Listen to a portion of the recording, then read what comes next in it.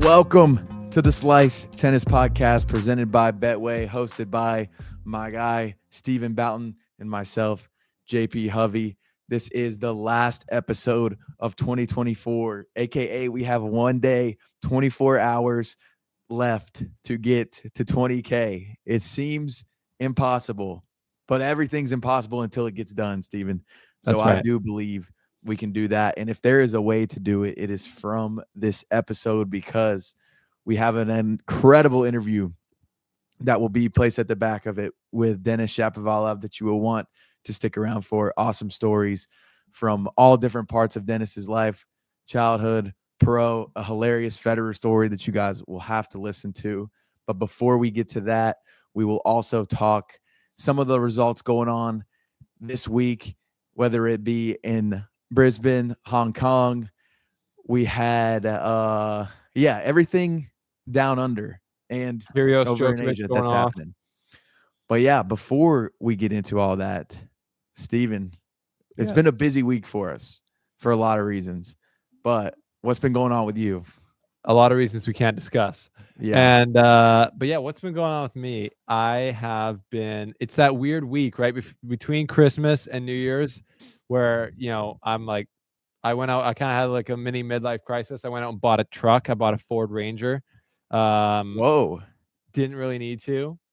We're like a one car family, which, up where I live in the Pacific Northwest, like it's ultra like, eco-friendly, like everyone save the environment. So like the one car family, that's that. But I'm like, I used to have a Ford Ranger. So I was like, and when I go to work, I sometimes had to take the car and then my wife and the baby would be at home, not able to move around. Right. I was like, I'm going to get a second truck or a second vehicle. And I've got this one now. And I kind of bought it sight unseen. I had a buddy go look at it and it has so it's a 2008 Ford Ranger, super old, but it only has 98,000 kilometers on it. So it's barely been driven, but it's a bit rusted. And I asked the guy on the phone, I was like, is there any rust? He's like, there's some on the bottom. And every time I go get it and my buddy said it's a good deal. So I went and got it and I brought it home. And every time I look at it now, there's like more wrong. I find a new little dent or scratch or a piece of rust on the body, which I mean, rust is like, it's like a tooth cavity. You just don't want it to keep growing, but it's not that big of a deal. The truck looks awesome. Mechanically, it's perfect, which is probably the most important thing. That's you can the kind of biggest touch up thing. the rust or whatever, which we will do. But that was a bit of a funny thing. And then I'm just sitting here the rest of this week. The days have no routine, no structure, and they already don't because we have a baby. So it's like he wakes up when he wakes up. He's like, he's fun. We're chilling. But I felt weird the last couple of days with no structure. I don't know about you, but it's at the same time, it's awesome because I'm like, well, I'm just going to watch a hockey game that's on at 1 p.m. I might just, have a beer at 3 p.m. I don't know. Or 11 a.m. Who knows? I might go for a walk in the, at 8 p.m. in the dark. I don't know. It's just, living. I can do whatever. It's just like, there's no structure. You're kind of just floating. But after enough of those days, I start to feel a little bit ungrounded. And as one of my mentors, Matthew McConaughey, would say, you got to have your feet on the ground. You got to feel where you're going. And I feel like I'm ready to do that. So we're going to do it one more time tomorrow or today when this show comes out, New Year's Eve tonight. We're doing like an East Coast one. So we're on the Pacific. We're going to stay up till 9 p.m. and count down, cheer in New Year's at 9 p.m. and then hit the sack and then start 2025 off fresh and rested. Do you have to go to work on January 1st? No, January 2nd probably, but not January 1st. So we'll do a whole like, I don't know, year planning with the wife and Shepard. Well, Shepard's sitting there not saying anything. We'll ask him what he wants to do. We'll pretend we're involving him. It'll be fun. Dang, that bums me out that you're gonna hit the 9 p.m. But I guess it makes sense. That's what's on TV probably. Yeah, we just don't want to stay up late because I'm old now. I'm 30, JP. I know, right? And yeah, shoot, I'm 29. Last year to make a 30 under 30 list. Anybody out there listening, if you want to create a list, please let me know. Message me anywhere you can find me. I'm down to be on that list. I need to be on it. But I'll make you a list. I mean, I've heard that all those lists you just pay to play. Like it's right. It's like 30 under 30, and there's like 400 people on the list. Like I don't. Yeah, whatever it takes. I did hear something funny, and I can't remember if I told you this before, but one of my friends, his kids are maybe like 6 years old and 4 years old, and they're super hype, got a lot of energy. New Year's Eve, any holiday is a big deal for a kid. Yeah. And what they do is they turn on a YouTube video of the ball dropping, but they just turn it on like at 9 p.m. or whatever it is. Oh yeah. So they just trick their kids, and they switch the hours on the clocks, and they're like, "All right, guys, the ball's gonna drop," and then they send them to bed, and it's only 9. I love that. That's not even lying. That's just a prank. Right? You're just being, I don't know. It's smart, It is 12 but o'clock somewhere, so it's not. You're like, yeah, you might not have been midnight where we are, but it was midnight in the Cook Islands or whatever. so when was Nicole when was y'all's first New Year's Eve kiss? I don't even know. Probably the first New Year's Eve. I don't even remember it though. So it's probably the first. It would have been, what year would that have been? We met in 2018, so that would have been 2019 New Year's or 2018 New Year's And Eve. had y'all been dating for a while? No, like a month, only like a month or two. So yeah, made it happen. We've Would have been been together a hype. while now. Would Made have it been happen. hype if that was y'all's first kiss. No, not our first kiss. Not our first kiss. No, but yeah. What'd you get up to this week, JP? How was your week in limbo? It was good. I was back home with Yeah. my family. My dad, my birthday, for everybody that doesn't know, if it's your first time listening, my birthday is on Christmas Day. So every Christmas, my dad makes me lamb chops and mashed potatoes and gravy, asparagus, and the lamb chops are perfection. Mm. So we Does had he do that. barbecue? What's that? Does he barbecue them? Yeah, like he cooks them on the grill. And they're always cooked to perfection. But I also have my favorite dessert is like a fruit tart, which I usually get a lot of hate for. But I'm telling you, if you haven't had it, it is the elite dessert out there. Like, I don't care if you're a chocolate person, you can eat the fruit tart and not feel full, not feel sick, disgusted with yourself. You feel good, you feel light, you feel energized, you feel a little bit more healthy than you did walking into it. And so I cannot recommend a fruit tart enough for anyone. That sounds good to me. Yeah, you would love it. But overall, great weekend. Got to see some high school friends that I haven't seen in a while. And then, yeah, I was ready to get back, though. My sleep schedule got kind of thrown off. So I'm feeling a little scratch in my throat. Got to get it taken care of before a busy January and February. Yeah. Australian Open month, January. You're going to have to be staying up late with me. You know that. I know, right? We might have to do at least one like late night stream. Correct. And I think what is probably going to end up happening, you're going to end up waking up really early and I'll be like staying up really late. Right. Or, I mean, we're only 2 hours apart. I'll probably just wake up. I've done it before where I go to bed, wake up, and then go back to bed. Like it's some of these I used to do full live streams of the Canadian matches. And this was in Shapovalov and Felix were, like in the quarterfinals of Australia 2022. I was like up. They're like 5-hour matches. I'm just streaming the whole thing. We had like 10,000 people in there. I was like, let's go. So we might have to activate that again because we did one in Wimbledon this year during the final. That was sick. It did well. Lone Star MMA. Yeah, Landry. That was a fun stream. That was. We get Pavi G on the next one. Yeah, we'll get Pavi G. That would be great. Honestly, we probably will. We'll bring him in for a little bit of there if Djokovic is involved for sure, and just wouldn't I know you're a Djokovic guy, but you're not like on Pavi G's level. Let's be honest. Right. So if he was on there, like I would have loved to see him on the stream at Wimbledon with Alcaraz beating him like a drum, like just would have been like we got it. We might have to set it up. We would have to have like a heart monitor attached to him, like in a hospital, where we're like, okay, Pavi G pulse check, like let's make sure the guy shock him. It's dropping, shock him now. If we need to set up a Djokovic stream with Pavi G, I think that would be electric. We'll make that happen.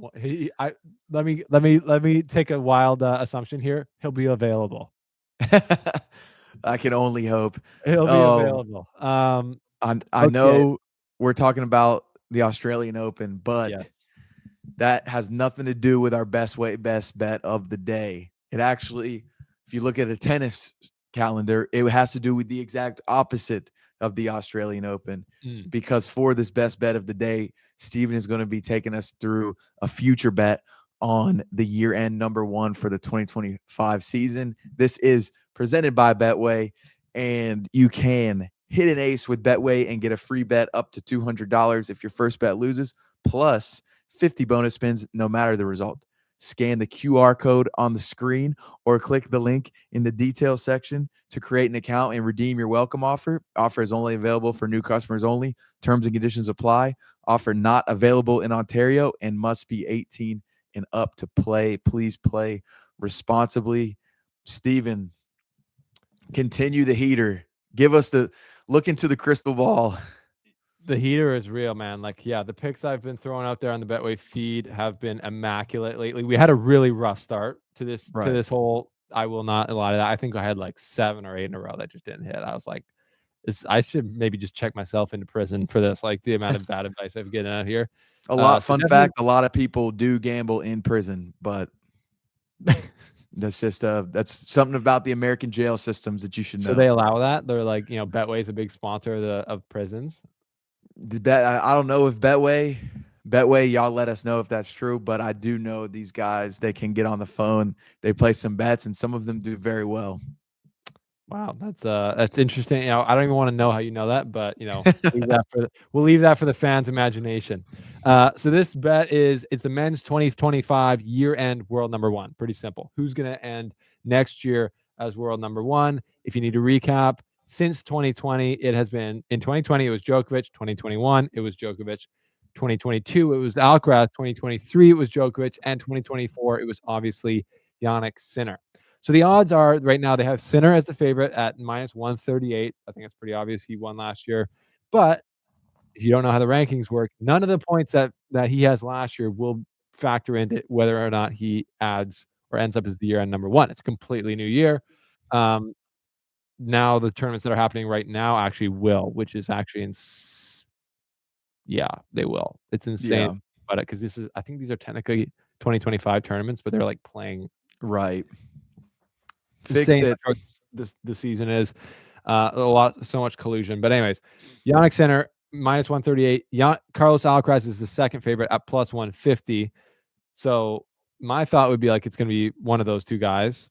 Mm-hmm. And I would kind of like to see it go back to Alcaraz. I'd like to see him have a more consistent year. Because he did beat Sinner 3 times last year. So that's always I love it. It's always like Federer was like having these crazy years, even 2005 or 2006 when like he was like having some of the best years of all time, and he was losing that.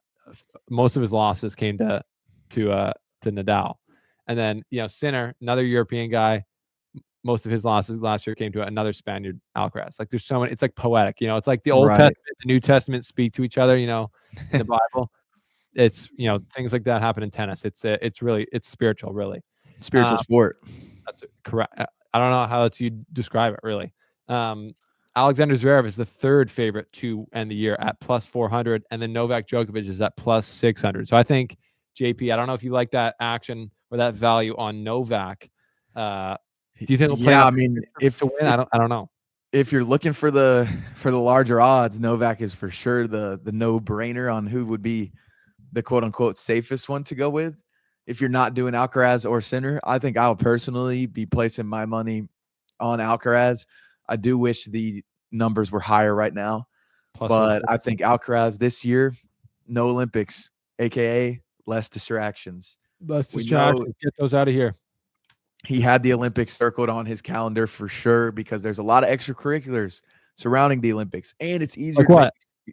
What are the extracurriculars? There's other sports to go watch when you're there, so you're not as focused. Other sports teams to go watch, yeah. No, right. So you know how it is, man. We've all been to the Olympics. It's crazy. I've never been to the Olympics. Definitely not as an athlete. Definitely not as the number one tennis player in the world. No, he's not number one. To be clear, but a lot of people feel like he is, and there was some. I'm sure there was some extracurriculars, and it's an emotional event, and he's an emotional guy, right? Which we love. And he ended up losing in the final. So, distraction. I like your pick there. No distractions this year for him. I think I'd love to see it. Does he win the Australian Open and complete the career slam at 21 years old? How old is he? Yeah, I don't know when his 21 birthday years old. Is, he's 21 until May 5th. Oh, we got If he time. completes the career slam, it's just it's really He going to be crazy. like It would. they talk about how Nadal could have like played soccer maybe, which obviously I'm not buying to that top level, but Alcaraz would be like he would complete everything in time to where he will switch over to another sport and then go try to dominate another sport. Yeah. Nothing would surprise me at this point with him. No. Just he might be the craziest athlete I've seen, and that's like an insane thing to see. After I've watched the big three, but he just seems to be, and he's not even that big. Dude, when have you met him in person or been around him in person? No, Yeah. So when you are in Miami, when we go there together, how tall are you? 6 foot. So I'm 6 foot as well, and like I swear he was shorter than me when I was with him, and like he's got boulder shoulders and he looks jacked, but he also wears like perfectly tailored clothing as well. People forget that. So it's like he's not a big dude, but he's just unbelievably strong, like per pound, et cetera, et cetera. Anyways, he's just crazy. So Yeah. anyways, that's best bet of the day. I like the Alcaraz pick there. Not crazy value, but that's because Betway respects the Right. Carlitos and what he has. Yeah. I think coming now back to our present day timeline, not looking into the future. Mm-hmm. The Canadians, friend of the show, most recent interview. Please go check out our most recent interview with Felix Auger-Aliassime. However, did I say it right? Felix Auger-Aliassime. Oh, I got it. Yeah. Come on. And go check that out. It was an awesome interview. And what a freaking start to the year for Felix at the United Cup. People were kind of starting to dog him after his match against Coric, but then when he plays Fritz, gritty, down a set, down a break, comes back, shows people, like you said in your tweet, he reminded them, this is what a healthy, confident Felix could do. He's got to be feeling amazing. What was your thoughts on the opening weekend of tennis? Yeah, there's lots going on. The United Cup, we had Brisbane, ATP, Hong Kong. We'll touch on those definitely with Djokovic and Kyrgios being on doubles in Brisbane. But yeah, Felix, great win over Taylor Fritz. We're obviously on, we love Felix's. We're in his camp, and he lost to Coric. That was not a great start. But Coric is a good player. Yeah. And then he's down a set and a break, and Fritz is serving for the match. And I wasn't able to watch it live, but I can watch the highlights. And Felix just kind of he made one backhand down the line that just clipped the line. Mm-hmm. And Fritz was like cheesed about it. The cool thing about the United Cup is you can hear them talking to their coaches. So you heard Fritz being like the one time he literally said he's like all match he hasn't hit that shot. He makes a backhand down the line on that point, and he like broke Fritz, who was serving for the match. So obviously he's a bit bummed. And then Felix held. And then Fritz went out there to put it into a tiebreak, and then Felix broke. So Felix really turned it around, broke, came back, and kind of won the third set in pretty good fashion, and started hitting a lot more of those backhand winners up the line. Yeah. So yeah, Felix, I think is a good reminder. A lot of people are disrespecting him. You saw him in the comments on our interview. They're like, win a major. How about win a match? It's like, bro, this guy's been top 10. He's been to the ATP finals, and he's been injured. So people forget. I even had, someone reach out to me. They're like, did you ask Felix and Denis about their massive ranking drops? I'm like, a little bit. Like we talked about. Yeah, I asked Felix like why he'd struggled so much early in some of the majors, and he accepted it as a man. He said some of them I was injured. I probably shouldn't have played. Others I just lost, and that sucks. Yeah. But, it's kind of like asking someone who's like been out of it's like, hey, Jensen Brooksby, why is your ranking non-existent? He's like, I didn't play for the last 2 years. It's like, yeah, I mean, it was crazy hearing, and they'll hear it in the interview soon, but when Denis was talking about his injury, like to the extent of the actual injury, where you hear, and I'm not going to spoil it, but you hear it, you're like, oh my God, like, yeah, no wonder you were falling in the rankings, you're losing matches. But I loved Felix at the end of the match with Fritz, just that long pause where he was just kind of like taking it all in, because I truly felt like in his head, it was like 2025 just started. Yeah. And like, let's freaking go. I'm over that hump that I could not get over, couldn't get over last year in the beginning of the year. Yeah. So I feel like it's got him dialed, and he's got to be feeling good going into the next tournaments. Yeah, it's a top 5 win. It's his first one he got a top 5 win at the Olympics as well. But that's just a great feel good win for him going into the year. And a great performance because Fritz wanted it. You could see he was smashing it, or he's like throwing his racket a lot, and he was not happy about losing that match, as he wouldn't be. And then we got Djokovic and Kyrgios in Brisbane win their first round, 6-4, 7-6, 10-8 in the super tiebreak over an unranked team, so they're a wild card there. But now Djokovic and Kyrgios play Mektic and Venus, the number 1 seed double team at that tournament. So that'll be really interesting because that's like a serious competition. Did you see any of the highlights from them dancing around the court? I saw a few. Oh yeah, and that it was electric because I had friends that don't keep up with tennis. 3 of them text me, "Yo, did you see the Kyrgios guy and Djokovic playing doubles?" They're like, "Do they always play doubles together?" Yeah, I'm like, "No," but it just shows how like transcendent those two can be when they're playing well and having fun. And those highlights were all time. Like that would be one of the best crowds to be a part of during one of their doubles matches.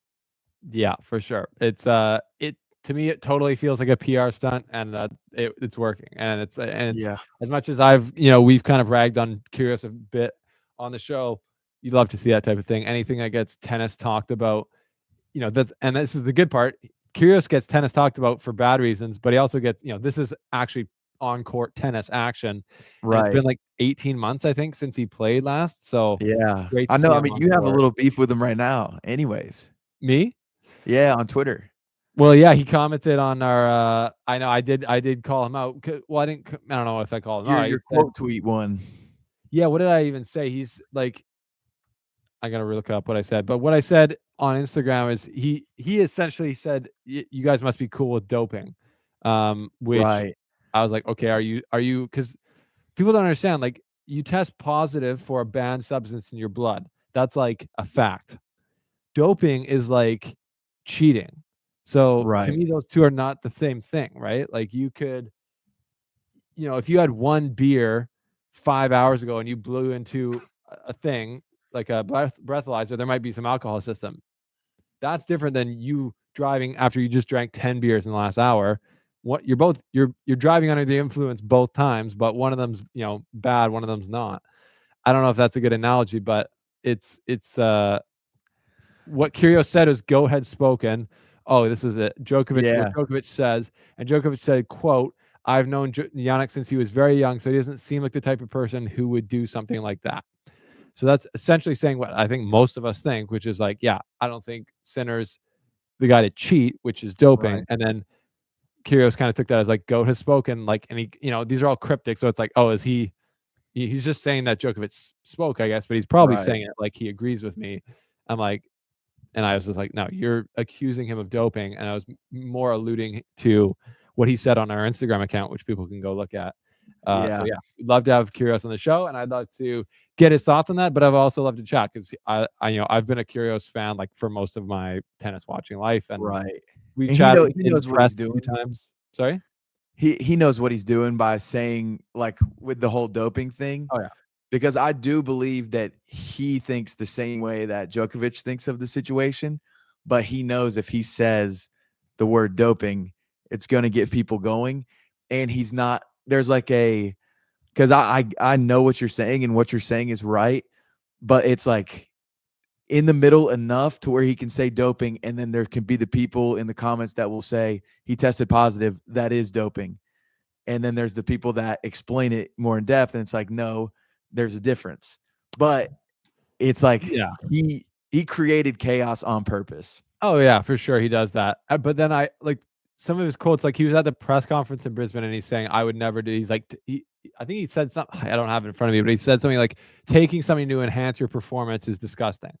So he's like, literally, are you saying that Sinner was taking performance enhancing drugs to get to where he's at? Because that's like, again, like totally different than being contaminated. And so I just I don't know what he thinks. And if he thinks, I want to be like, do you think Sinner's a cheat? Like, do you think he's like doping, and is that why he's gotten to where he's at? Like, I don't think most people think that. That's like that's like the vibe I get. Like it doesn't feel like when Sinner won or was the year number one, it doesn't feel like you're watching Lance Armstrong. And I don't think it doesn't feel like it doesn't feel like most people think that because like I don't know, there's still a ton of hype around him, I think, and like I Yeah. feel from like everyone who's covering it. I don't know. Yeah, it's crazy. It's just what really is tough for tennis, and we see, I mean, how poorly it's run from those organizations, but it's, I mean, it could not be worse timing having both number ones. Obviously, Iga didn't finish number one, but like both of Yeah. top players like having stuff found in them, and it's like, Oh yeah, and that's what Kyrgios is right about. He said that it's a terrible look for tennis, and he's completely right. It is a terrible yeah, look. So I'm much happier that we got Kyrgios and Djokovic on court creating headlines rather than right. this. And I hope we can leave all this in 2024 for sure with the positive test drama, which I will say. Yes, we can.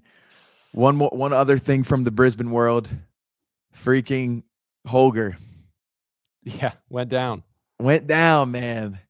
Not what we first want to round. see. Everybody in that tournament, all the seeds so far have taken care of business, except for, oh wait, I see another guy right here, Alejandro Tabillo. He lost to That's Benjamin Bonzi, yeah. That's but to be fair. That's to be other fair. than that, the seeds are doing well. Whereas in Hong Kong, the seeded players were not doing well; they were dropping. But I'm trying to pull up. I Shout don't out know to if my there's any. What do you shout think out to about my the guy Kyrgios Gabriel. matchup? Sorry. The Kyrgios and Pericard matchup. Oh, that is crazy. Yeah, and singles. So yeah, round one singles in Brisbane.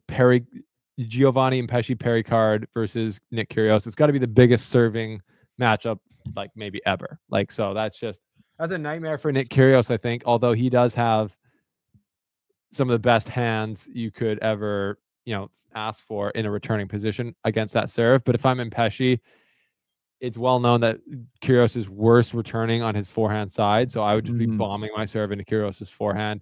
And with Kyrgios's pretty extreme Eastern or Western grip, which is what they call it, he's just going to be late getting to the ball so much. And it's just going to go down and hit the bottom of the net over and over and over.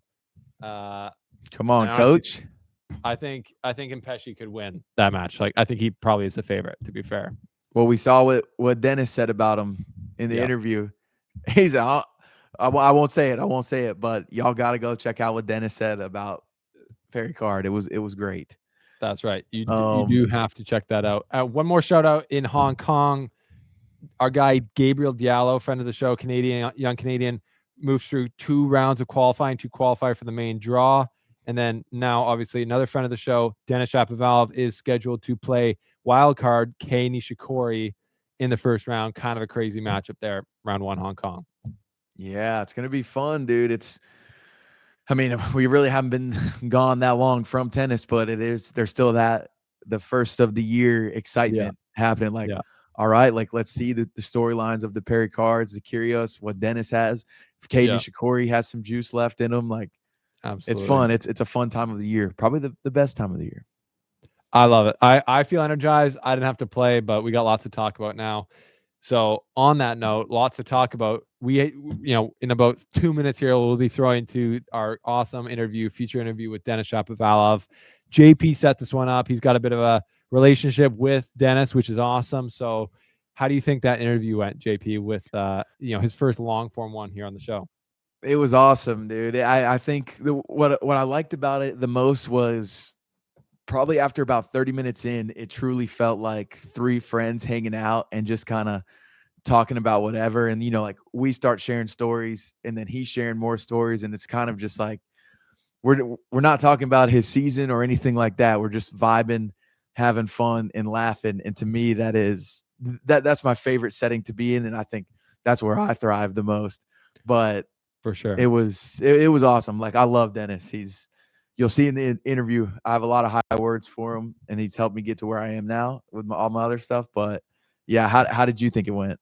Yeah, well, you did a great job, and you're totally right. You do thrive in that type of format, and I think we all do. The interview is better, the quality is better, and for those watching, like we were essentially trying to end the interview like 35 or 40 minutes in, and it literally went an hour and 10 minutes.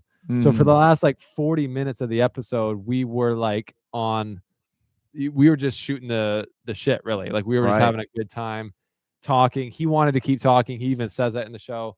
And yeah, it just felt very natural. And I think that's where like you don't really see that in tennis. You don't see a conversation like that with media where the players feel comfortable. So, we're honored that Denis felt comfortable with us and that he wants to do it again. And we'll do it live, as I talked about, hopefully in Miami. And anytime we're at a tournament together, I think we can put out great content. And if we'll try and let you guys know when the next one's coming. This one had like almost no I think it was like 2 day lead up to it over Christmas. Right. And we will see what type of things maybe we can do live with them in person and invite you guys out too. So yeah, I'm excited about this year with Felix, friend of the show, Denis, friend of the show, and the other players that we're going to have on the show as the year unfolds. And one last thing, because I don't think I even told this to you, but later on that night, I'm messaging back with Denis, and he's like, "Bro, we need to do an episode with the Davis Cup team." So I'm like, that would be electric. So hopefully we can have that to look forward to. We know how these things can go, but We do. would be electric. Well, we can make that happen. So there's in February they have a match in Montreal.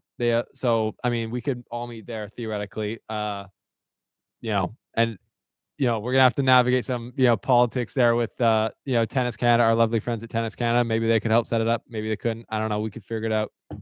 Either way. Or in the finals, I don't know where it'd be. It would probably be in Spain. It's typically in Spain. That'd be a fun place to go to have post up in the back of some Spanish restaurant. Maybe the one he talked about in the interview. Yeah. Which gets one of the funnier clips of the interview, and just have a round table, like an hour where we're all just telling stories together. That would be hilarious. Be awesome. If we could get Milos out and roast him in person, that would be great as well. Another friend of the show. Yeah. So I love it, man. I think that's all, man. I think yeah. I think we shouldn't hold the fans back anymore. I know a few of them probably scrubbed forward just to get straight to the interview. So I guess without further ado, here is our conversation with Canadian tennis player Denis Shapovalov, new friend of the show. Actually, sorry, returning friend of the show. Here it is. All right, welcome back to the Slice interviews. We've got Denis Shapovalov, returning friend of the Slice, joining the show. Denis, my man, how are you doing? I'm doing good. How are you guys doing? We're doing great. We've got a truly international show today. I'm on the west coast of Canada. JP's obviously in Nashville. And Denis, you're in Dubai. I'm in so Dubai, we've got the whole globe covered, and we're going to have a great chat today. So we're looking forward to it. Yeah. Let's go, bro. Hey, before we were just talking about it, before we hopped on, a little bit about when the wedding was going to be. But I remember the last time I saw you, I believe, I don't know what month it was, but when we were in Florida, I was asking about you and Miriam, how y'all met, and you had a pretty epic story. Would you be willing to share the story of the movies and then that drink order that you had after? The movies. When you went to the Avengers? Oh, yes. Yeah. But that's much later. I mean, it's a very long story of me and Miriam, but yeah, I'll tell that bit of it. So we were both in Barcelona, and I was there playing the tournament, and we had been texting for probably over 7 months at the time. So I was definitely really into her.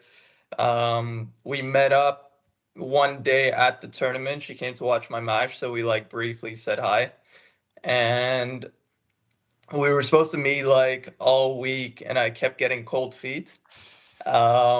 So then this was the last day I was there. I was going to watch the Avengers. I think it was the end game. The first one where they all died. Spoiler alert. And so I went with Felix. And Felix knows her pretty well as well from junior. So the plan was to grab drinks with them after the movie.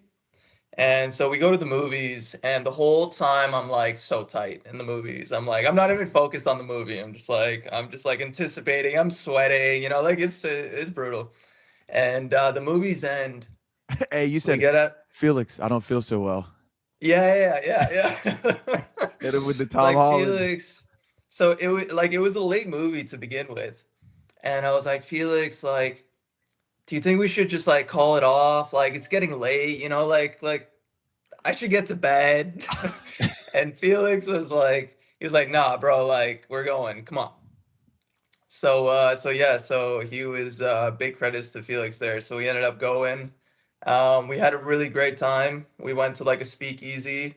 We actually returned to that speakeasy for my birthday, I think last year, 2 years ago, Oh, with nice. Miriam's whole family. So that was really cool. But yeah, it was like our first kind of date. So she was there with her sister, and it was me and Felix. So yeah, it was a lot of fun. And I believe maybe you ordered something you didn't like. Oh yeah, back then, like I didn't know my drinks too well, and I was always scared of like ordering a drink with like a little umbrella. Yeah, Like that's it, how it I would am. always happen to me. So Yeah. I would go with like the manliest drink that I could think of, which I hate, and that was a gin and tonic. Oh, So I order a gin and tonic. Felix orders something random. Felix gets like that girly drink, but he's like owning it though. He's You loving rocked it. it. He's like, this tastes yeah. so good. And I'm like sipping on my gin and tonic. Like it's just the most disgusting thing ever. So yeah, so I actually told Miriam that like later on that I actually hate gin and tonics. And like early into our relationship, she's like, just order whatever you want. Like like don't worry. And I swear to God, every single time I was getting a drink with a little umbrella. Every single time. It was insane. Everyone was Bro. laughing at me. It was brutal. But I'm with you. Those drinks taste the best, and I get So clowned on good. every single time I'm with my friends. They're like, "Oh, here he goes, getting the fruity drinks." And stuff. I'm like, Yeah. y'all can hate on me, but these taste good. Yeah. But now I stick to whiskey sours. You'll get like a little Interesting. flower, but it's like, it's It's like a it's not too manly bad. flower. Yeah, That's a pretty exactly. manly drink, whiskey It's like a sour. lavender. Yeah. I'm a tequila guy. I feel like I, Yeah. I would think you would have been tequila because I feel like it's kind of mixed I into mean, the lighter drinks. yeah, no, I mean, if anything, I mean, obviously, you know, like Eastern Europe heritage, I'm into vodka more, but True. yeah. Yeah. I love it, man. Awesome story. Steven, do you want to hit on our first point or you want me to dive into it? Yeah, you dive into JP because I think you got a bit more background on it. Yeah. So, Dennis, I'm sure you know, but there are some epic videos of you when you're young, like 8, 9 years old on YouTube, and y'all were Uh, looking for like help. Your mom was probably running the YouTube channel. The she was the one photos, hitting with me. dude, yes. And the photo that she So put bad. at the beginning of the video, it's like you swagged out with the Adidas hat, Nike shirt, Yeah. like all the different logos. I had the But worst style. Worst style. nah, hey, for an 8-year-old though, you were pulling up to school. It was like, yo, where did he get all this stuff? But I'm like watching that video, and it, in the description is like, we're looking for sponsors to help Yeah. out, in his career. And I think I mean, you got to have a documentary at some point because it's the perfect starting point. But how cool has it been just to like you have that video out there? You guys were looking for the sponsors, and obviously you're still trying to achieve a bunch of things. But Yeah. fast forward to now, you've won twice on tour. You've had a world championship in Davis Cup. Like, how cool is it looking back on the journey, like starting from there? Yeah, it's pretty special looking back, of course. Obviously we're in such a fast-paced life, so we don't look back too often, but when we do, it's definitely a special feeling. I mean, to tell you, I mean, shortly, obviously, my parents came from Israel. They grew up in Ukraine. When it was breaking down, they moved to Israel, and then they moved to Canada, and they basically came with no money. We were sleeping in an apartment with nothing, just mattresses, for months. My parents trying to find jobs, trying to apply. My mom was trying to apply for different coaching positions. Didn't speak a word of English, so it was a big struggle for them, to get on their feet. And yeah, they moved, like they didn't have friends, they didn't have anything there. Even the apartment was rented from a friend of a friend, so they had no Mhm. idea where they were going, and how they're going to make a living. So Yeah, they've definitely sacrificed a lot for me, and of course, like even back then, we struggled. We've been looking, for a long time for funding. I was obviously pretty talented when I was young, but wasn't getting much support, and yeah, they really, had to sacrifice a lot, and I'm very thankful for them, and very lucky that I was able to, to end up as good as I am, and to, not only pay them back, but also not to have, you know myself struggle like that, or my kids, my Right. future kids and stuff like that, so it's definitely, yeah, it's pretty special to look back on. No, that's awesome, man. Yeah, Dennis, and I mean, it's such a crazy story to land like that and to be able to come out like you were. Like, I love asking athletes, obviously, doesn't you didn't grow up with a lot of money. Like, when you first kind of made some serious money on tour, like JP and I are both young men, like we're trying to provide for our families. It's like, a lot of people can relate to that. What was that feeling like when you kind of first made a real check and you were like, I can kind of support and I can relax maybe a bit, or how did that feel? um yeah, it definitely felt great, of course. Everything happened really fast for me. Like I shot up through the scenes really, really quick, from Montreal and US Open. And of course it was amazing. It probably helped back then that I didn't know how much money I was making. To be fair, my parents were handling the finances and stuff like that. And I think as a young kid, it helps, to have that support, to yeah, to not be, like seeing all this money and just being like, oh, I've made it, like I can stop, Right. and I think that was important. But of course it helped me relax knowing that like, okay, I'm good, I've made it, and yeah, there were some big decisions growing up as well. Like, of course, one thing was growing up without money. Another thing is kind of throwing away the opportunity of having a scholarship at a university. Like, so you're really sacrificing a lot, when you're trying to go pro, and you have no idea if you're going to make it or not, right? Obviously, you have the belief in yourself, but you don't know. There's injuries. There's a lot of setbacks that can happen. So yeah, it definitely gave a sense of relief, I would say it helped me, like feel like, okay, I've made it. I have something to back up on in case, I do get injured or whatnot.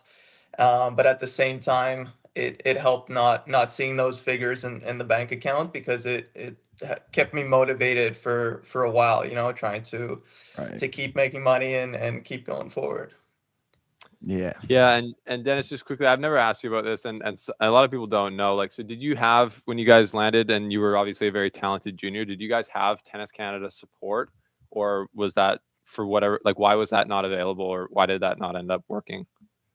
No. When I was young, they started the program in Toronto that was supposed to be like before you turn 14, like from, I guess, from 8 years old to 14, you go there, and then from 14 years old, you go 13 or 14, you go to Montreal. Um, the first couple years of the program were pretty bad. It was not very organized. The coaches were changing a lot. There was no consistency, first of all. And second of all, we had a problem as well with my mom, in my opinion, being a female coach. Hmm. She was not taken seriously.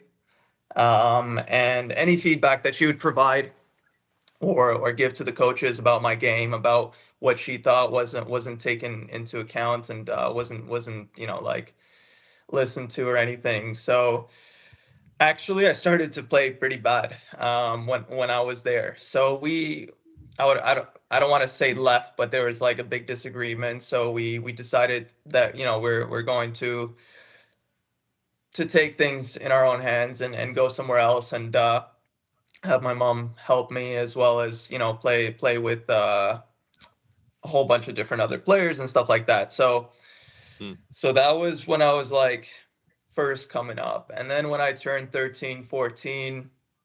By that time, I was working with Adriano, that I'm sure you guys know know really well. He was a big part of my life because I got to a certain point where it was like, okay, my mom couldn't help me so much anymore, and we both needed a bit of a break and a bit of a change. Mm-hmm. So Adriano was amazing.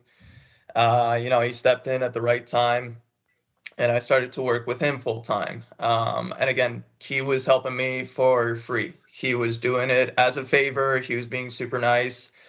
And yeah, you don't get that kind of help, first of all, for any type of money, but he was really spending 24/7 on me, so it was amazing. Then he also introduced me to a physiotherapist, Nick Martichenko, who also is like family to me now. And it was the same story. Nick was super nice. He was doing it for free. Obviously, he knew my situation. He knew we didn't have a lot of money. So he was also super, super helpful. So I had a team around me. I had a physio that I was going to 2, 3 times a week. I had Adriano, and he was helping me tennis. He was helping me fitness. I had my mom as Mm-hmm. well as back support. So at this time, I really pushed off and I started to play well. It was pretty crazy actually. It was like things clicked like at one time. I just started winning Yeah. and winning. Then Tennis Canada got interested, but their way of thinking is that you have to go to Montreal. You have to leave your family, you have to leave your team, and you have to go and go with our coaches, go with our teacher, and yeah, do it this way. So there was a lot of talks back and forth, trying to find a compromise. But the end result was always the same. If you don't come to Montreal, you're not getting any funding. So we struggled with this throughout my, I want to say junior career, the whole entire junior career. And yeah, it was tough. Like we had conversations where we're like, okay, can we bring Adriano to Montreal, have him coach the kids, and also help me, just so I don't have to leave Adriano. And they basically refused any sort of compromise, any sort of yeah, solution. So it was difficult. It was definitely difficult at that time. I do want to say my relationship is better. It's getting better with them now. I'm very happy that Gavin is the new CEO. I get along really, really well with Gavin, and yeah, I hope that things will get better in Tennis Canada, and they'll change the way they think. I know Adriano's still struggling with it because he has new juniors, and it's kind of the same way of Mm-hmm. thinking. But hopefully, with Gavin under the leaderboard, he can really change things and make things better. Yeah, that would be awesome. And you're mentioning Adriano, Nick. I've been lucky enough to meet them both awesome dudes. Kind of with coaching, I've always been curious about this because obviously when you're 17, you're maybe looking for something different in a coach than when you're 25 now. For Like, sure. what are the things that kind of now when you're 25 that you look for when you're trying to pick a coach? Yeah, well, at the moment, I've been looking for a coach that has that experience as a I could do this player. too, by the way. Just yeah. Sorry. Also saying I'm available. Just saying Yeah, FYI. I could coach. Not experienced, but All right, I'll keep it in mind. I'll keep it. If things don't work out with Yanko, I'll keep you guys on the Yeah, list. but no, sorry. Continue. Just had to put it out there. Yeah. No, but I've been looking for somebody that has experience and that has played at the top level. I think I have a great team around me right now, like really, really great people. And yeah, we've talked about it. The thing that we've wanted to add is somebody that has that experience that can give me that extra 10, 15% to get back to top 10. So yeah, so I just started with Yanko Tipsarevic, and he's a super smart guy. I could tell right away with a couple weeks that we've been working together that he cares a lot, and I think that's super, super important. And yeah, we'll see how it goes, but I'm definitely very excited about it. yeah, Dennis. The obviously with your game, you're one of the I would say the few players on the tour who has like every shot in the bag, and you're like you're a pure shot maker, and you've shown that your whole career. we covered you a lot, and I've done a lot of watch alongs with your matches with fans who, when it's all working and you're taking the racket out of people's hands, it's amazing. And then sometimes the feedback we see from fans is they're like, they sometimes it seems like you can almost beat yourself if you're still going for those shots but you don't have it. How do you and Yanko and kind of how do you think about now in your career, like riding the line of like going for too much versus just trying to win ugly and get the win? Well, that's the fine, I don't want to say fine line, but I think that's the misinterpretation that a lot of people don't understand with tennis, is that with the game style that I have, for me to be at the top and for me to be different, and I don't want to say play better than other players, but to stand out and have my level higher, I need to play aggressively and I need to take risks. And when things are not going well, it looks like I'm going for too much. And it looks like, if Dennis just put the ball on the court, that he would be winning these matches. But the problem is, if I just put the ball on the court, I'm no different than anybody else, top 100 or, even top 200. And, I get beaten. But when things are clicking, like Belgrade, then it's, why is this guy not top 10? Why is he not top 5? And of course, you need to get consistent at the top level, and I need to get consistent in that game style that I play, of course, but yeah, that's kind of been the little bit of yeah, what do you call it? Like the jigsaw or whatever you call, Well, yeah, I know what the you're trying to say. yeah, in my career is like, okay, well, I do need to put the ball in the court and make less mistakes, but I still need to keep my identity and still put pressure on these guys and make them feel that I'm coming for them, so yeah, I think that's the beauty of our sport. I think a guy like Alcaraz has, I don't want to say perfected it, but he's learned how to really do it. So it's still something I'm trying to figure out, and hopefully, I think I hope that I'm on my way to something with the way I ended last season. But yeah, we'll definitely keep working on it. Hey, you don't get on top 10 plays by playing safe. Exactly. I mean, yeah, I honestly, if I start playing it safe, I am gonna go down to like 200 in the world. Like I promise you guys, like it's Well, not I think happening. yeah, and that's you have an identity, and that's I think a lot of people don't, like people who aren't highly skilled tennis players don't understand the nuance there of Andy Murray talked about it one time. People are always like, Andy, like you just should be more aggressive, and he's like, well, that's not a thing. Like what does be Right. more aggressive mean for a guy like Andy? And he talked about how there's like to make changes to your identity as a pro player, it's like such a huge risk. And it's not just either be one thing or the other. It's like, there's a lot more layers to the game. And I'm sure that's kind of what 100%. you and your coaches talk about. Yeah. And kind of you were alluding to it, but it does seem like everybody always has something to say about Denis, whether you're playing well, like you're just referring to, like, man, this guy, he should be top 10. If you're playing bad, they're like, man, this guy is whatever. Everyone loves talking about you because you do have a fun style of play. Ultimately, that's what it comes down to. How do you kind of go about blocking out the noise or selecting like what to use to motivate you? Because obviously at the tournaments, I would say you're a crowd guy. Like the crowd can get you fired up in a good way. Yeah. Online, you can Or pick in a and bad choose way. it, or in a bad way, but an entertaining way. Love it. Honestly, you get to a point, and excuse my French, but you just stop giving a shit. Let's go. like it's just, there's noise no matter what you do. Like it's, yeah, like I don't know, like I don't even know, man. I'll tie my shoe and people will tell me like I'm doing it wrong, like Right. it doesn't matter what you do. So at the end of the day, you just stop giving a shit. Like my favorite was when I won Belgrade. People were saying like, oh, he's only got 2 titles, like what a waste of a career.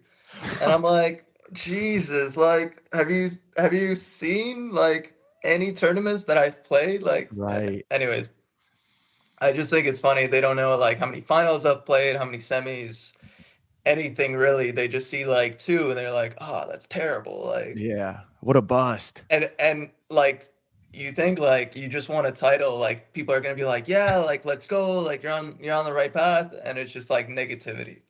But yeah, it's the world nowadays, so For sure. it's yeah, you Just just ju- yeah. just know that I'm out there. I'm out there in the Twitter streets fighting that I battle see for you you. like rooting for me. Like I love it. I love it. Yeah. I I know I got can you. have JP in my corner. Yeah. Come on. Yeah, I hope you know this. With the Slice got your back. We're huge fans of all the Canadian players. And one thing we do love Yeah. about you is you got that kind of that fighting spirit. Like obviously we see it on the court. I do want to say, like, with that, not giving a shit, like that's one of the most iconic moments I think when you look back on your careers in Rome. When you're trying to talk to the umpire and maybe you couldn't block out the noise, then the Italian crowd's getting on you, just tell them That to was shut the F so up. annoying. I don't It's even think you so got a annoying. violation for that. Is that right? Like you didn't get any. I don't think you got any like No, I warnings didn't for get telling them I to didn't F get off. any violations for that, but then like I like mutter like nothing under my breath and I get disqualified from a match. So this is like great consistency. I mean that's crazy. It's that's why you're entertaining. That's what they say in show business, JP. What do they say? You either want them to love you or hate you, but you just want to make sure they're talking about you. So I don't know, What Dennis, is that your motto? But I don't care anymore. it's a good place to be. Well, one of the first times, like I think there's a photo of a photo that we took in Florida one time. I showed it to one of my friends or something, and a lot of my friends do not keep up with tennis, but they were like, "Yo, is this the guy that told the ref to shut the fuck up?" I was like, "Yeah, that's him." They're like, "You know him?" It's like, "Yeah, he's a legend." We have the best video, my friends, because we kept going back to the same Italian restaurant. And there was this like OG, like I think he was like the manager of the restaurant or something, like super Italian guy, great guy. And we kept going back, and he was like a huge fan of tennis and stuff. And that night he's like, well, you tell the crowd, fuck this, shut up. He like completely butchers it. Like we were dying. We have it like on tape and everything. We were cracking up. He was like, he was so good. So shout That is outs to him. I incredible. hope his restaurant's doing well, honestly. Yeah. you guys He's a great say that guy. to each other all the time now. Like you must just say that to each other. What's that? You guys must just say that to each other now. Oh, we did for like a year. It was like a good Yeah. year where we were saying, fuck this, shut up. That is so funny. So good. Oh man. Well, I was gonna, quickly talk about consistency, like, I think like the main topic in tennis right now, like, and you don't have to talk about it too much if you don't want to, but with the news around, testing and drug testing and it seems like if I was a tennis player, I said this a while ago, I'd be like a germaphobe right now. I wouldn't be going anywhere shaking anyone's hand because it just seems like so many people are testing positive. Different people have different opinions on whether that's like, Yeah, I don't know about that. I don't know about that. What's your take on it? Like, hand, I think I'm fine. Like, yeah. So you don't think you're gonna get accidentally contaminated? It can happen. Of course, it can happen. Yeah, it's just some of the again, like I feel like I've said my opinions and I've said Right. what I think. And again, like, yeah, to me, it's not about the contamination. It's not about whether I think, this or that. Like, I am not VADA. I'm not here to decide who's doping, who's not doping. My whole thing is that one player gets one sentence and another player gets a completely different sentence. And I just want it to make sense. I just want there to be rules, there to be like transparency. And like this whole thing of like that, they've kept it quiet and then they release it later, but then like Right. half the ban is gone, but they didn't get banned, but they are banned, but they're playing tournaments, but they're not, like none of it makes sense. And then like, again, now you have Max Purcell who's banned, but is he banned or is he not banned? And is he going to get banned? Because if he Right. gets banned, it looks bad on them. And if he doesn't get banned, it looks bad on them. So it's like what is going on with tennis? But Yeah. again, like I feel like the more I talk, I mean, like they're just gonna handcuff me and throw me in jail soon. Like, yeah, Right. it's I'm gonna get like another 40 angry fans yelling at me after this as well. So, Well, I feel like everything you just said there, that sentiment is shared by like a huge part yeah, of the of fan course. base and a lot of the players, right? So I don't think that's anything crazy. Sure. So it is just it's a crazy time. I think we all hate it for our Yeah. sport. Like we don't want this to be what's being talked about, with tennis. Sure. So yeah, it's unfortunate for sure. Yeah. Do you have any good like drug test stories? Because I was talking with Jack Sock one day and he was like this, his time slot was super early in the morning. So this guy shows up. I know a lot of guys struggle going pee or whatever, but this dude, and I joked on him, he was like, yeah, they like needed me to poop in like a cup or like a bag or something. I said, Jack, you sure that was a tennis drug test, or are you sure that wasn't just a crazy fan? But I haven't heard about that. do you have any like wild, like, they show up super late or like you just can't go pee and they're just standing there looking at you, like anything funny? I've had a couple where I haven't been able to go. I had Stage one fright. really bad one that was a blood test that she missed my vein 3 times, and I just thought she's gonna keep poking at it like all day. So I was like, holy, like I was in so much pain, and like yeah, like she kept missing, and she's like, yeah, like wait, I don't know if you can see my arm. It's probably Yeah. not very clear here, but like, Jacked. dude, I have the most veiniest arms ever, and she's like, Yeah. is it tough to find your veins? I'm like, See, no. you tell me. You're like, give me so that thing. then I'll do it myself. so she's like stabbing me, and then after 3 times, they can't do the test anymore. So it's like inconclusive or whatever like it's Yeah. called, and they can't do it. But she left a note saying that I have like thin veins or something. So then every time they were coming to test me late after that, they were like shaking because they were like, oh, this is gonna be tough. And then one guy comes in one time and he was like, it says like you have like thin veins or something, like it's tough to find your veins.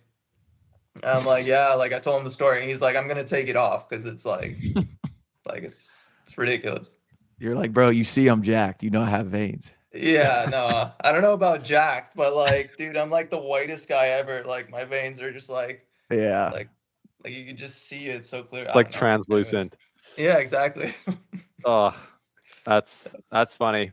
Well, and that was like 6 a.m. So imagine getting stabbed at 6 a.m. like repeatedly. Yeah, not a good time. If you can avoid that, you want to avoid getting stabbed at 6 a.m. But I will tell you, like sorry, not to interrupt, but please. I'll tell you one more thing that just like people don't realize the torment that we go to is like when we have our time slots at like you have 1 hour a day, right, where you set your time slot, and you'll see it's like, say for example, mine's at 8 a.m. I'll wake up at like 6 or 7, having to go to the bathroom, and I'm like, do I go and then risk that I have to sit for 3 hours and like wait till I have to pee again? Or do I hold it? So then you're like half sleeping, but like you gotta pee. And this is happening like every third day for me. So that's what I live with. Terrible. I can't imagine too, like especially if you're at a tournament and you're having to deal with that. During a tournament, it's okay because you don't have to put like the time slot when you're in competition. So at least that's better. Yeah. But you guys are drinking tons of fluids and like it must be, so you have to pee when you have to pee, I'm sure. Not if I go at 6 a.m. And then the problem is like when you can't pee and you start chugging drinks, after they leave, you have to go pee every 20 minutes again. It's like the rest of the day, you're like that's funny. It's crazy. Brutal. Well, JP, did you want to ask about Belgrade? Because obviously we mentioned that earlier, and that was, like you said, a great way to end your season. And I feel like, did it give you that feeling where you're definitely headed in the right direction? I also wanted to ask about that joke you hit in the, I think it was after the semifinals, with Djokovic. Why do they love you in Serbia? It's like, well, Djokovic always beats me. That was one of the classics, I feel like, from 2024. Yeah. Which title are you more proud of, your first one or this most recent one? Because this most recent one is coming off of, you battle back from the injury. You've had all the different changes going on. Which one were you more proud of? I don't think it's even comparable. I think this one. I've put in so much work since my injury to just like be pain free, first of all, but to come back to a decent level, and not just me, but the entire team. So I texted like my team, obviously, and like I really told them like I've always believed it, but this one especially, like this was such a team effort, and this isn't my title, but it's my team's title. Yeah. Um, it was a lot of work and a lot of struggle. Like it was painful. And yeah, to come back and to finish the season like that was super special for me. And like regardless of what happens down the road, like it was worth it for sure. No, that's awesome. And Dennis, I remember I wrote it down, like some players when they come back from injury, especially with the like lower body, maybe, such a vital part, your confidence can just be shot. I remember Djokovic when he came back from injury in 2018 and he lost super early to Taro Daniels, I believe he said. It felt like my first ever match on tour, which is like mind blowing. He'd already won like 12 majors at that point. Yeah. Like, can you talk a little bit about the confidence struggles maybe when you're like you can't trust your body and that maybe therefore your game? It was tough because I already started losing confidence while I was playing with my knee injury. Because I felt like I couldn't move, and then I kind of, yeah, you lose confidence. Like you feel like you can't rely on your body. And then of course when you come back, I mean the first couple matches that I played, I didn't feel like a tennis player. Like I was getting not destroyed, but I didn't feel like I belonged. And it took me until Indian Wells. That was the first tournament where I felt like, okay, I'm back and I'm playing. Like I can play. Like I beat Botic first round, and I lost to Musetti, a match that I was up. I should have won. And then slowly I started to like win like matches. Not even like going deep and doing well in tournaments. I was having just like good wins here and there. Right. And still I couldn't back it up because physically, like, I mean, the preseason I did was last year compared to this year, I couldn't push. Like I would go and run sprints and then my calf would give out. Wow. Or like I would do one tough day and my knee was shot, like so I was just happy to like slowly build and be healthy. And during the year, I would say after Wimbledon, after US Open is when I actually could start pushing physically and getting back into like the shape that I used to be when I was top 10. So that's why so that's why the results like came around Washington. Okay, of course, with what happened, I think Montreal and US Open, it was obvious that I wasn't going to play well. Right. But after that, I mean, like you could see the results got more consistent because just physically I got better.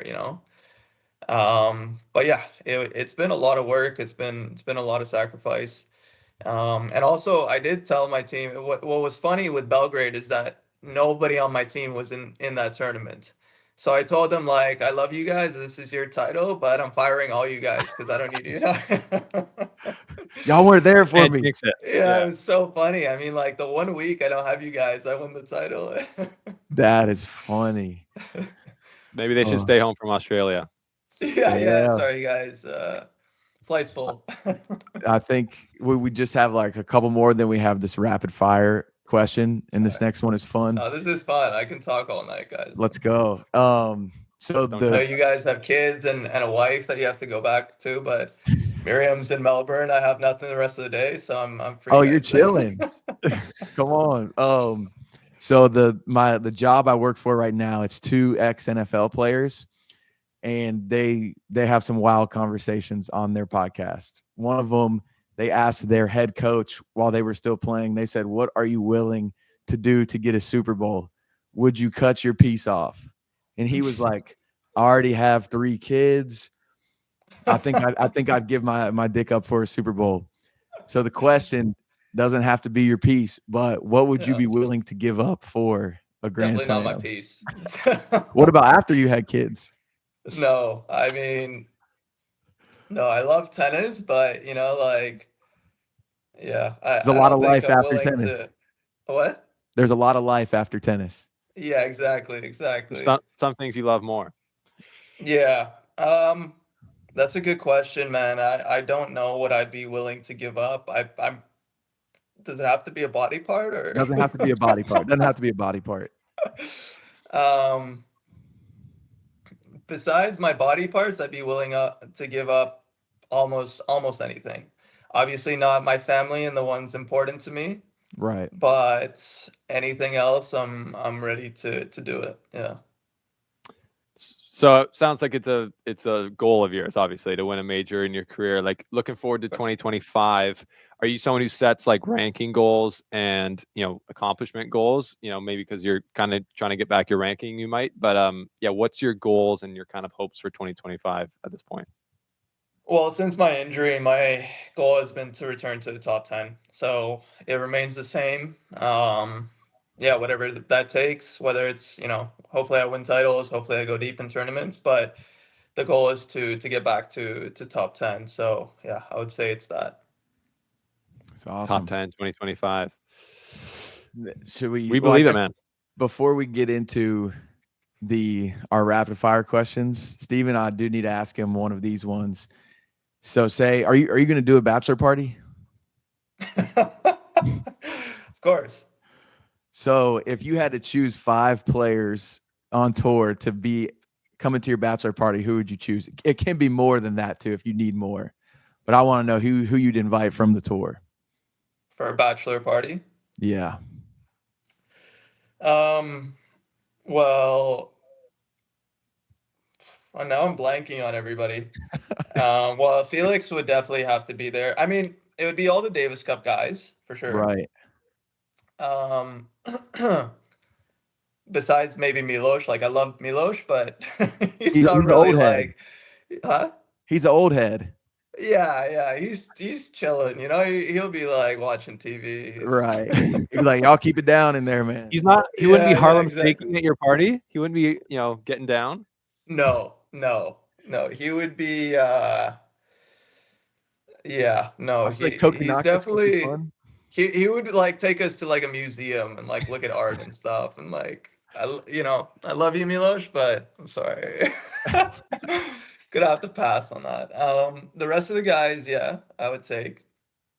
From the tour, I think like Rublev is fun. Like we just spent the weekend doing the EXO. I think he's fun. Jerry Shang, we're really good friends. You know Jerry really well as well. So I'd take him. And yeah, and that's probably about it. Maybe Bopes. I mean, yeah, he's pretty old, but he's still fun. He's a good banter. I like to to chat with him. So yeah. Let's go. I love it. So hey, I told Felix the same thing. I know wedding planning can be tough. Sometimes there's some issues with some groomsmen. I said, Felix, I know I just met you. If you need somebody to fill in, I got you. I want to extend the same offer to you. You need me, I'll be there. Perfect. You're my number one alternate for best man. So come on, that's the quote I needed. Best man. For best man, that's huge. That's crazy. All right. Well, that's great. The JP's he's very generous with his wedding skills, so that's great. Got married this year. I got married a few years ago. Big fans of marriage here, so congrats on that, Dennis. Before we let you go, we got to do some quick fire. We're going to ask you the same questions we asked Felix, so you can compare and contrast answers. These are just like we're at the net, volley to volley, like 1 or 2 word answers. Are you ready? Yes, I think. They're easy. They're easy. All right. Very easy. No gotcha questions. Maybe 1 or 2. First one off, easy. Favorite tournament? Indian Wells. Who is the GOAT of men's tennis? Yeah, easy. I have to go with Novak.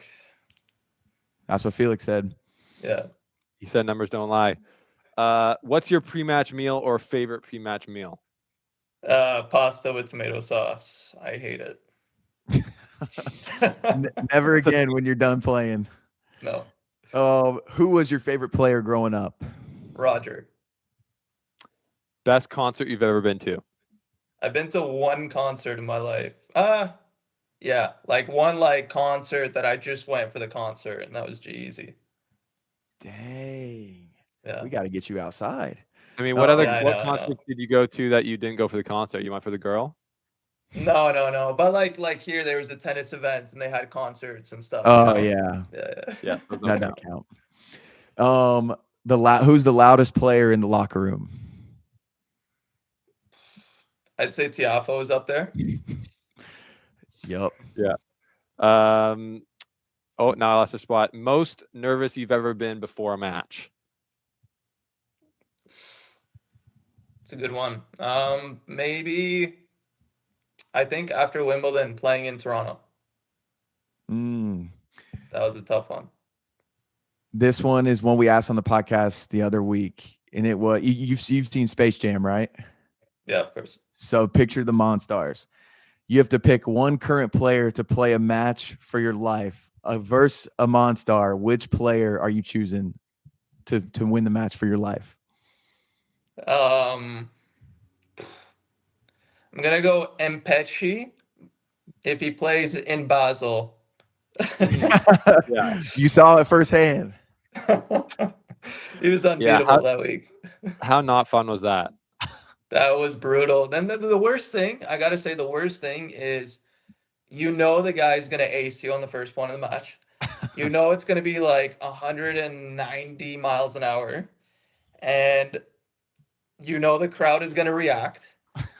And it pisses me off when he cranks the serve and the whole crowd goes, "Whoa!" I'm like, yes, it was coming. Oh man, I would be heated. And it's not even close to the line. It's like 3 feet in from the line, and still you can't touch it. No chance. Yeah, no chance. Yeah. But honestly, I did well. I mean, it was a good match, and like he played really well. Not just serving, but he played well in the tie break. He passed me. He hit some good volleys in the match. So like he's gonna be tough. Yeah. No, you did. You returned really well for that. That's a freak of nature. Okay. Two more. You're flying from Canada to the Australian Open, or maybe from Dubai to the Australian Open, and you have the middle seat on the plane. Which two players do you want sitting next to you? On the middle seat. So I would go Felix, and I would go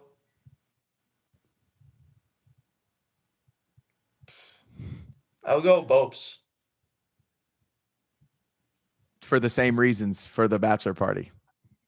Just for the banter, And who's Bopes for those who don't know? It's Bopana. Who doesn't know Rohan Bopana? The guy's a legend. Amazing. We need him on the show. You guys need him. I'll get him on the show. Dude, that would be incredible. Yeah, he's such an OG. I feel like he's like the wise man on tour. Isn't he huge into coffee as well? What's that? What's that, Steven? Well, isn't he huge into coffee as well? He's got like his own coffee line or something. He's got his own coffee. He's got a farm in India. The coffee's no, I'm kidding. No, the coffee's really good. No, he's good, but he loves it. Like he goes every city he'll go to, like coffee places and stuff. Which I like because I love coffee as well. But no, he's a good chat. You guys should definitely get him on the show. I'll set that up. Yeah, that would be incredible. And it's also hilarious. He's never lost an argument. He's never lost an argument. I've never seen him lose an argument. We were playing doubles in, I can't remember if it was Paris or Basel, one of these tournaments. And we were playing against Meltzer, and Bopes is like running to a ball. And honestly, I was like, it's 50-50 if it was a double bounce. Like he gets it. We win the point. Meltzer loses his mind. He's like, how can you say that was not a double bounce? And Bopes is like going at him, and he's like, dude, if it was a double bounce, I would have told you. And they watched the replay after the match, and I've never seen a player like afterwards like apologize, like, I'm so sorry, like you were right. Yeah, it was insane. That is funny. Yeah, he would be a legend. We'll figure that out. Most interesting man in tennis potentially. Yeah. I mean, the guy won his first slam, became number one in the world at what, like 44 years old, 43? I don't even know. Yeah. Is he the LeBron of tennis? Maybe. Playing at that level. Honestly, I'm kind of pissed off because like I carried him for like a good 2 seasons, like, And people and then, forget. yeah, and then he gets a good doubles partner and he just like tosses me in the back of the line. I'm That's kidding. I'm funny. kidding. We're gonna ask him about that. Yeah.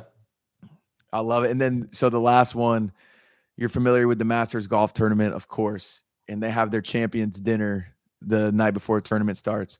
If tennis had a champions dinner like the Masters and you were picking the dinner, what would it be? First course, appetizers, entree, And I dessert? thought you were gonna ask me who's gonna sit next to me again. I'm like, dude, change the question. Why are you obsessed with this guy? With who's sitting next to me? Yeah. Okay. So for starters, I would go with foie gras. What is that? I've recently. What is that? It's delicious. It's duck liver, I think. Okay. If you're from Tennessee, you got to be like, hey, you got to talk to like, we're not big international travelers like you. Hey, Yeah, no, but Oh, God. I was also like not. I mean, I didn't never wanted to eat it. Up until this year, and my physio Hendrik is like, no, dude, like you got to try it. It's actually really, really good. And now I'm like, I love it, love it. I need to try that. Yeah, and then if you go to France, you got to try it. Oh yeah, They I'm love it going this there. summer actually. Perfect. Yeah. It's everywhere there. Let's go. And then, so that's what I would have for starter. Then for the main course, I would have. You guys might hate me for this, but it's super Canadian. But I would have just like a really good burger, just a really, really good burger. This guy, man. And none of this like eating it with a knife and fork shit. Like, No. can't be doing that. Wait, who You does know that? someone that does this? Every single European. I might not be going to France anymore. Yeah, dude. Like, if you look in Europe, like everybody's kind of my Indrik does it. I make fun of him every single time. That's hilarious. brutal. But a burger is also crazy. Yeah. Well, I love a good burger. You don't like steak. You don't like lobster. I like you don't steak, but not as much as a burger. everyone loves a burger. I feel like no one, that's like a base hit at that meal. Yeah. Like everyone's gonna like it. No one's gonna hate it. But it's got to be like an unbelievable one. Like, right. Yeah. And then the And then- dessert. the dessert, I'm gonna go profiteroles. Do you know what You're that gonna have is? to educate me again. Never heard of that. Also, I think in France they have it quite a lot. It's basically like these like I don't know, like dough, Mhm. and inside they normally either have like ice cream or cream, but I like it when it has like vanilla ice cream inside. And on top they pour, outside of the dough, they pour like hot like chocolate, like melted chocolate. It's the most delicious thing I've ever had in my life. So I it's can like get a down cream with puff. Yeah, exactly. Sort of. Just 10 times better. Better, but better in French. Yeah. That sounds like a pretty good meal. So good. That sounds like a pretty good meal. Now I'm hungry, guys. that. Hey, come on. What You time probably is it there in Dubai? It's 7:45. you Almost cook dinner dinner? time. Sorry? Did you cook dinner? No, absolutely not. That man can't cook. Yeah, no. No chance. That's Maybe okay. that's a New Year's resolution. You cook. hone in on a dish that you can make that's your specialty. I mean, I was in Stockholm trying to make a salad for us, and I nearly sliced my finger off cutting a freaking tomato. Oh no, bro. We gotta get you right. It's part of the husband arc. Mira's like, just sit down. Just go sit. She's like, here's Uber Eats. Pull this Dude, up. it was the second tomato too. Like, I didn't make it very far in my salad. You Oh might my have been God. doing that on purpose. Be like, I'm not. No, trying to do dude. this. I was distracted. We were talking. I was just done. And then, yeah. That's a That's fine. strategy I have with my wife. I'm such a bad cook that she's just like, get out of the kitchen, don't even try. I've got this. Yeah. You clean the dishes. And I'm like, Yeah. I tried. Yeah. See, But then, man. like, it was great because, like, even if I wanted to help, it would just start bleeding again. So I'm like, Mira, like, you don't want all this blood on the food, right? Like, The different kind of dressing, yeah. dude. See, y'all. I mean, by no means am I a good cook, but something I pride myself on is my willingness to fail, and so I'm Really? gonna keep trying. All right. And my stakes are getting there, Yeah. and so I'm gonna need y'all. Miriam makes very good steak. We'll see. All right. We'll You gotta put. invite me over. We'll have a steak. Come on, hey, if Tennessee you ever come to steak. Nashville, I got you. We'll listen to some country music. This man hates Yeah. country music. All right, are you Take a it. are you an NF fan? Who, me? Yeah, Oh yeah, of course. dude. So you know Michael Chandler, the UFC fighter. Yeah.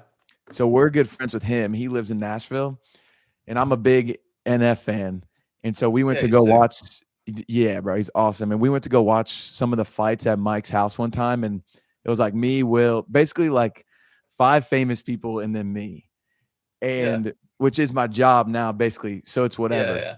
But we're like, is anybody else rolling through? And Mike's like, yeah, NF's on the way. I immediately start my Nah. face. I'm like getting red. I'm like, NF? Yeah. And bro, he comes in and Your like shirt's cool. like drenched. Oh, bro, I had a horrible, embarrassing moment. I was No. we were like, I was just on the couch and I had a water bottle in my hand and we were like talking about something and I was using my hands as I'm talking and the lid wasn't screwed on all the way. Oh no. Luckily, the water did not land on him, but it like kind of sprayed up onto the couch and I'm like, I'll never get invited back again. Come on. But That's brutal. he's That's the crazy. man. We got to get Yeah, him to he's one of your sick. matches. That'd be sick. That'd be sick. I love him. Yeah. Yeah, we need to make that happen. I have a good story like that too. Similar. So the year, and I'm sorry to throw this is my best friend John. I'm sorry to throw him under the bus right now, but he already knows. I was playing US Open the year that like I shot up, Yeah. and I think I lost like 4th round, and we go to Nobu. I see you. So we're in New York. We're at Nobu having dinner, and you know like how New York is. You have like celebrities left and right all around us. And John, he's like sitting next to me on the left, I think. And he's like, and Roger is his hero. Like it's his god. You know, it's like people's Relatable. Wayne Gretzky. Yeah. Um, so he looks and he's like, dude, that guy looks exactly like Roger. And I look and I'm like, yeah, that's because it is Roger. And he was walking like directly our way. And like, you know, like Roger's like the most gentleman guy. So he's obviously gonna come to our table and like talk to everyone Right. and shake everyone's hand. John starts choking on like his own saliva. No. So so Roger comes and this guy's like half coughing and half like trying to hold it in. And he can't get words out, so he like sticks his hand. I can't even remember if he shook his hand or not, but he's like choking the entire time, and he's like waiting for Roger to leave so he can like cough it out. So he's like half coughing the whole time. Yeah, best moment of my life. That was amazing. Hey, that's brutal. Has he got a shot at redemption yet or no? I actually don't think so. I think I he's would just stayed away since then. He's stayed away from Roger. He actually hates tennis now.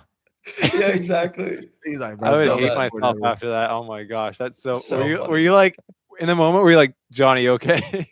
I was like trying to understand what he was doing. And then afterwards I was just dying laughing for like 10 minutes. Cause I'm also kind of like nervous. Like Roger's coming, like I'm Right. trying to be like professional, you know, like, hey, Roger's going. This idiot's like coughing next to me, or like, I don't know what he's turning all red. Like, I don't know what's happening to him. That So I'm is like, dude, gold. like just act normal. That is gold. Who He's probably who like, is So funny. who is somebody that you would get starstruck for if you were to meet? Roger. So I saw Roger, I think it was 2 years ago, um, in Halle. He just came for some award, and I saw him, and I instantly start like getting nervous. It's crazy. Like I played against the guy, man, and I've met him like obviously and talked to him, shared lockers and stuff so many Right. times. But for me, yeah, he's still like I still get starstruck. That's wild. you got the hookup. Can you get him on the podcast for us? That might be tough, you know, like actually We'll we pay have you. a good mutual friend in Dubai, and I tried to get a hit with him one time, And he sent like a super nice voice note back, like, "Oh, I'm in Dubai That's cool. Mall, and Dennis is too good right now, blah blah." And I was like, "Yeah, all right, like, This I was guy. like, he sent me a voice note. That's so hype. He's a He voice note knows who guy. I am. Respect. What's Dude, that? I appreciate the voice message culture. Like I Yep. enjoy voice message, but none of my friends do it. So when you sent me the one on WhatsApp, I'm like, oh, Yeah. we're back.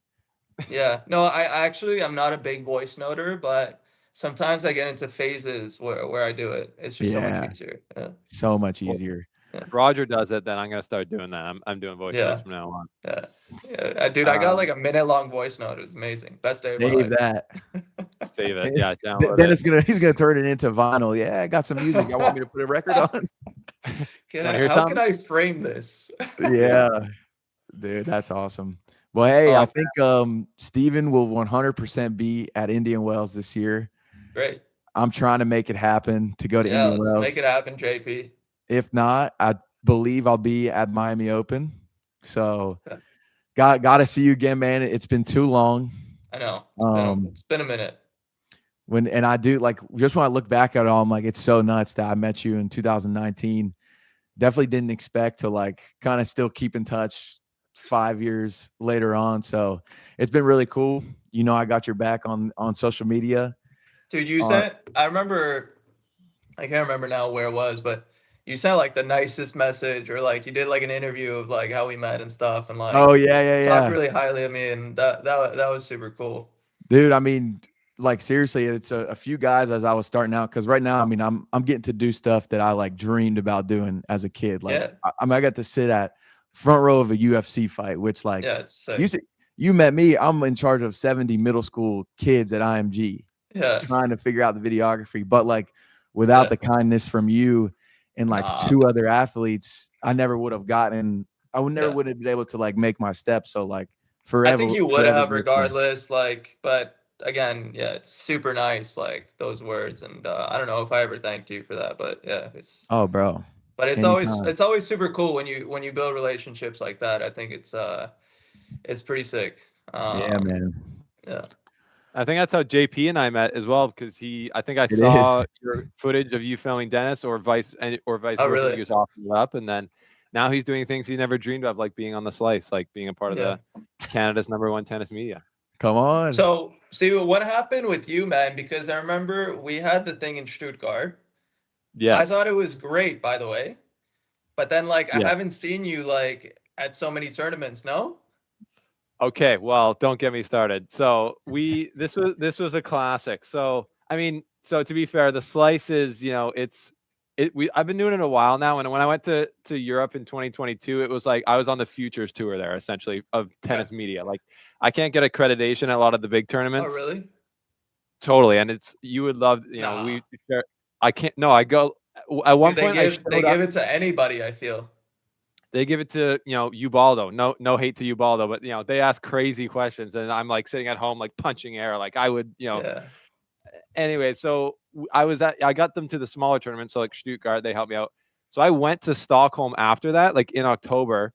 I had a credential as well, but the guy, like the ATP guy, like wouldn't let me talk to you. It was insane. Really? I was like, I'm a Canadian journalist. I'm like, there's 3 journalists here. It's a tiny tournament. Yeah. Like, I need to talk to Chapo. He's like, no, he's busy. I'm like, I think That's these guys like crazy. want to talk to us. Yeah. So anyways, That's crazy. Well, I definitely would have talked to you had I known for sure. That's good to know. Because And I did really enjoy the Stuttgart one. I think we did some fun stuff. I can't remember, like you had like a grip microphone, I think, or something. It was cool. right here. Yeah, no, right that here, one, There it is. There it is. I watched that one. A few It was people started good. to copy it. Yeah, and it was a fun interview, so it's good. Well, I've said the same thing to all of our fans. Watching your show, like you make time for people. Everyone on court can seem pretty intense. Like you can seem pretty intense on the court, but super nice guy off the Me court. never. You make time for people. Sorry. Me never. No, I'm never intense. No, that's great. And then one thing we did talk about in Stuttgart was Chapo Shelter. So I don't know if you want to give an update on that, but I actually did, after I got back from Europe, my wife adopted a puppy named Nice. Rio. Oh my goodness, so cute. Beast. Anyway, There you she's go. she's the best. We love adopting we rescued her from the Yukon. Amazing. She was a sled dog, or Nice. her mom was, and Yeah. So how are things going at Chapo Shelter? Yeah, it's good. I mean, the page keeps growing, and we keep helping the shelters, and yeah, I hope to do more impact next year. You know, trying to find more new shelters, especially at when I'm at the tournaments. It's so easy for me to spend a day or two and just go to these shelters. So um, I like it. I enjoy it. I think that, the people that work at shelters, they're always so cooperative and so humble. And it's great to meet these people that help animals for a living. And I think it's been great. I think yeah, we're doing the best we can to. Okay, I got a call. We're doing the best we can. Hang on a second. Yeah, Let me you're see good. what's going on. No worries. Could be doping control. You never know. Oh, Maybe, man. maybe. Hello. Hi. The camera doesn't know what to do. Yes. So let me get the ice cream. Okay, I will grab it in 10 minutes if that's okay. Yes. Okay, thank you. Bye bye. All right, so that was I gave laundry because yeah, I'm leaving tomorrow, so I have to pick it up. It's a good reminder from them. Hey, Um, imagine. Oh. but Thought yeah, it might as be I was doping saying, as I was saying, yeah, no, it's been great, and yeah, hopefully next year we can visit more new shelters and keep helping. Amazing, man. Well, the work you do there is great. Yeah, Dennis or JP and I are both, rooting for you this year. I'm unashamedly in the Canadians' corner, and we both believe that you can be top 10 again, and and you can compete with any of these guys out there. And yeah, we know that we really believe the work's going to pay off for you. So, good luck going into this year. Appreciate it, guys. Yes, sir. We'll see you, bro. We'll see you Cool, next yeah, time we should do this again. 100%. All right. We'll do this again. We'll do it live, and Yeah. it'll be great. We Perfect. can't wait. Sounds good, guys. Take it easy.